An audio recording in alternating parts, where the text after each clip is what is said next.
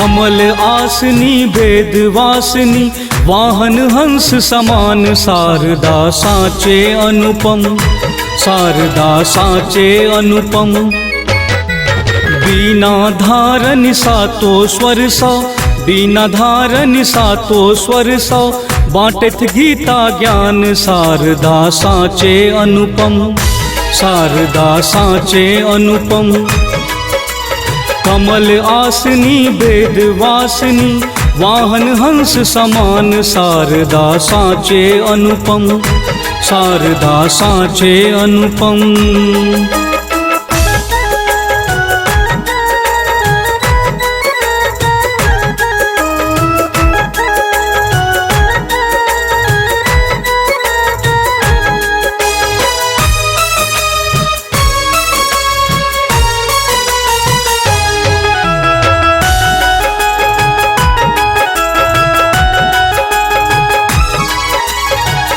सब गुण आगर सरगम के सागर माँ शारदा, अज्ञानता के अन्हरिया दूर करैत माँ शारदा। सब गुण आगर सरगम के सागर माँ शारदा,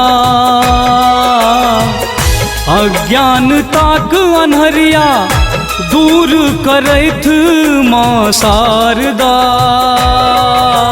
माघ शुक्ल शुभ पंचमी तिथि का, माघ शुक्ल शुभ पंचमी तिथि का पूजय सकल जहान शारदा साँचे अनुपम, शारदा साँचे अनुपम। कमल आसनी वेद वासनी वाहन हंस समान शारदा साँचे अनुपम, शारदा साँचे अनुपम।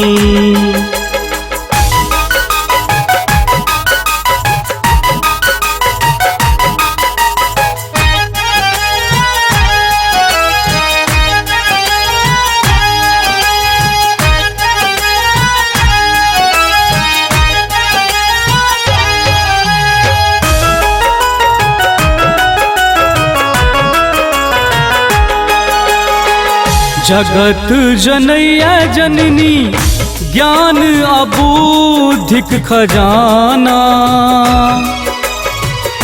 हिनके कृपा सा कियो पंडित बनैया कियो दीवाना। जगत जनैया जननी ज्ञान अबूधिक खजाना, इनके कृपा सा कियो पंडित बनैया कियो दीवाना।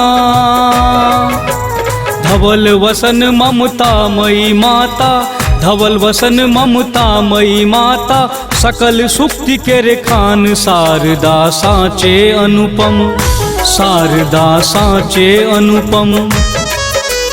कमल आसनी वेद वासनी वाहन हंस समान शारदा साँचे अनुपम, शारदा साँचे अनुपम।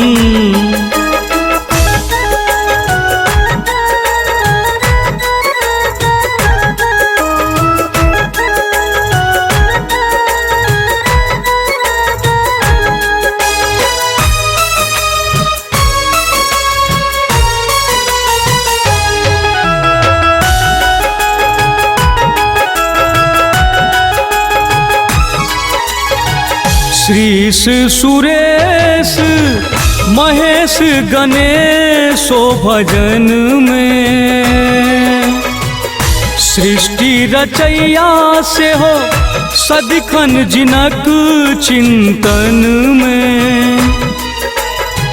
श्रीश सुरेश महेश गणेशो भजन में, सृष्टि रचैया से हो सदिखन जिनक चिंतन में।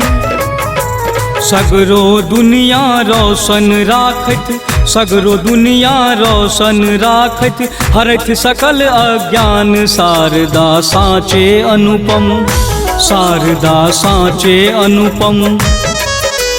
कमल आसनी वेद वासिनी वाहन हंस समान शारदा साँचे अनुपम, शारदा साँचे अनुपम।